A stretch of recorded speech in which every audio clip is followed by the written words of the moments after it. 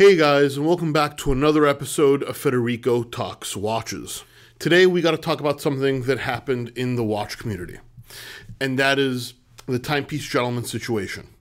Now, this is a factual channel, it's an advice channel, not a gossip channel, so we won't be talking about him necessarily specifically, but there's a lot of things that I need to say that many dealers may not want you to know.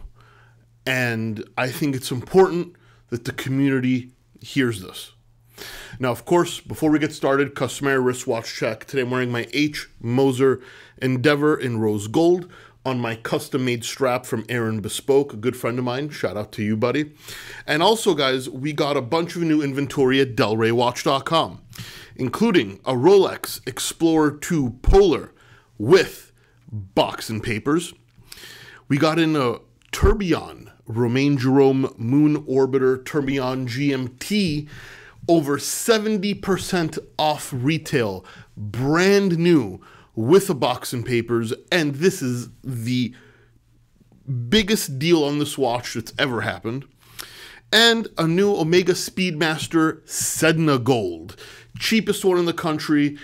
What a deal this one is. This one's going to go fast. I already have a ton of emails on it. So if you want a Sedna Gold Speedmaster, you know where to get one. All at delraywatch.com, the best place for a watch geek to buy a watch. Link in the description below. So yeah, guys. So I'm sure you know what's happening. Every channel's talking about it.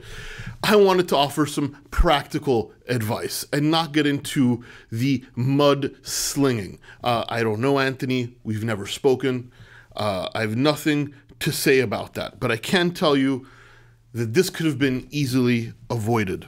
And I want to talk about a few things that many dealers won't tell you because it'll hurt their business. And it boils down to this. Consignment is awful for multiple reasons, and you shouldn't be consigning watches to watch dealers. Firstly, I will tell you, unlike what some other people have said on YouTube, the situation that happened with Timepiece gentleman, yes, it's one bad apple, but this happens all the time. This isn't an isolated incident. Us dealers, we talk about stuff like this because it happens multiple times a year. Not a week passes that we don't talk to each other and say, did you hear about so-and-so? He went bad and ran away with a bunch of watches. So yeah, no, this is not uncommon. It's very common. It's extremely common. It's more common than you would think. And that is unfortunate, where a dealer runs away with people's watches and money. And another thing a lot of people don't know is, they say, oh, why not put that dealer in jail? Call the police. Well, actually, the crime that happened isn't really a crime. It's called theft by conversion, and it's civil, right? So if you call a dealer and you willfully send him your watch for consignment, and that dealer never pays you, stops answering your phone call, and disappears, you can report the watch stolen. But if you call the police, there's nothing they can do. It's a civil matter. You have to sue him civilly and then try and collect. Good luck with that. Tens of thousands on lawyers, and you're not going to get $1.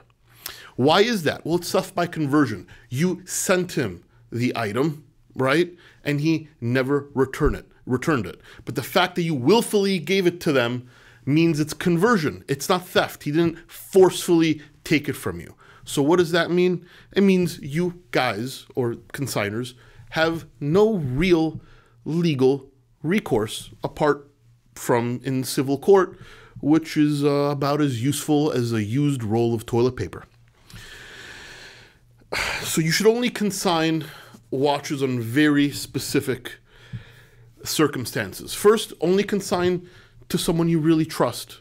Having a YouTube channel doesn't qualify as trust. Consign to a brick and mortar store. Consign to someone who's been in the business decades. And even then, if you have to consign, only consign because it's a watch that's near impossible to sell and that no one's giving you a cash offer on. So even if you trust the dealer, don't consign it don't be greedy. If they're offering you less to buy it, sell the watch. There's no risk for you that way. If a dealer is consignment only, there's only one reason. That dealer can't afford to buy your watch. He can't afford it. And guess what? There's a lot of dealers that can't afford pretty much to buy any watches nowadays. A lot more dealers are living on consignment than you would think. And if a dealer can't afford your watch and consigns it, it's only a matter of time before someone gets screwed. Remember, you get paid when the watch sells. They're taking money from Peter and paying Paul. And dealers also consign from other dealers. And I can guarantee you, if it comes down to paying debt, a dealer will pay another dealer before he ever pays a primate. Why is that? Because I can ruin someone's reputation if they screw me. They'd rather pay me than they would pay a private client, because all the private client can do is sue in civil court, whereas I can call every other dealer in Miami, or the world for that matter, and make sure that the dealer who screwed me never does business again.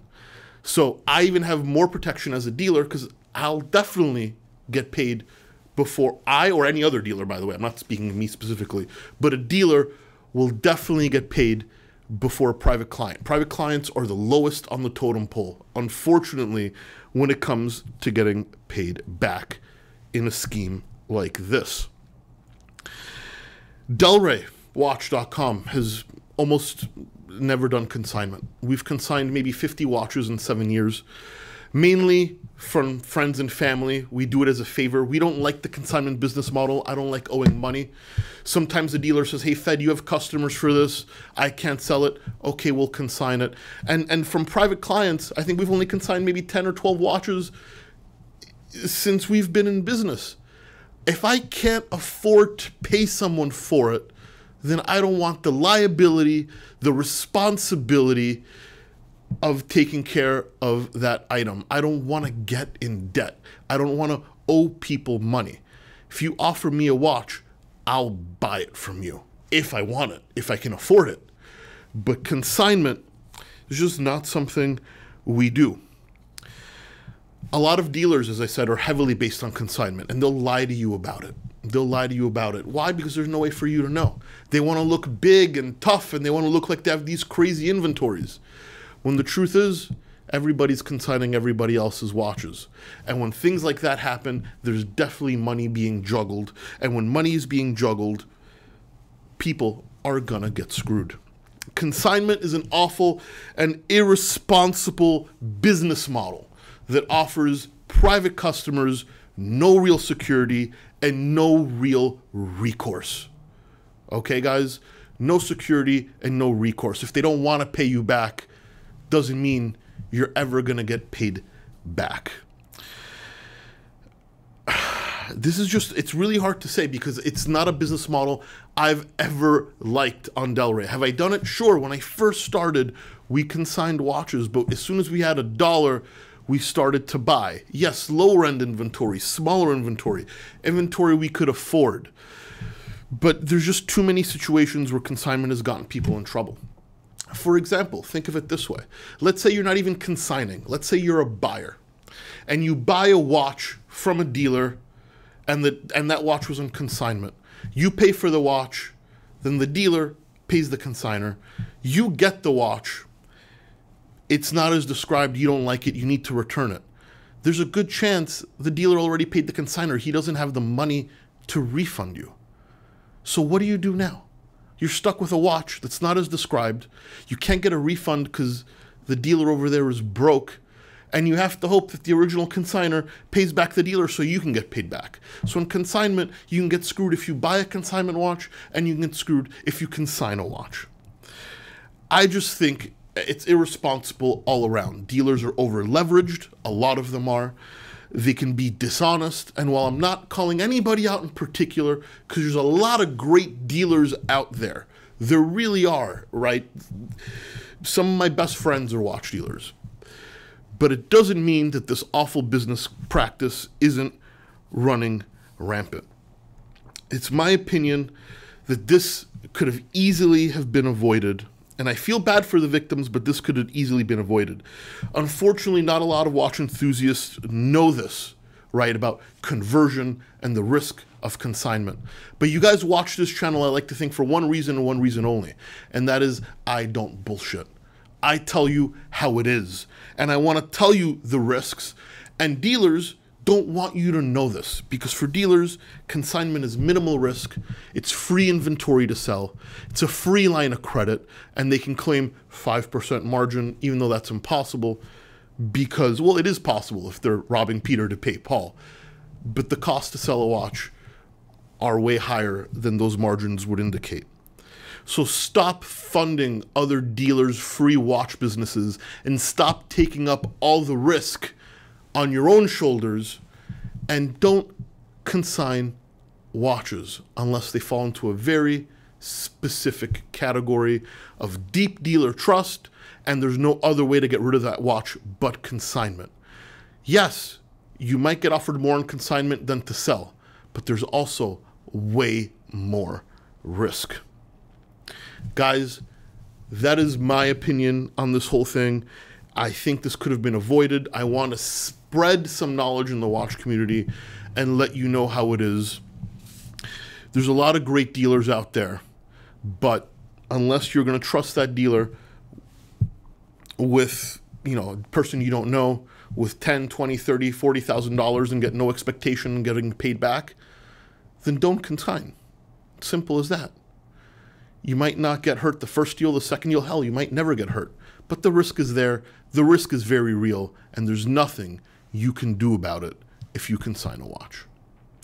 Anyway, guys, thank you so much, and I'll catch you in the next one. Take care.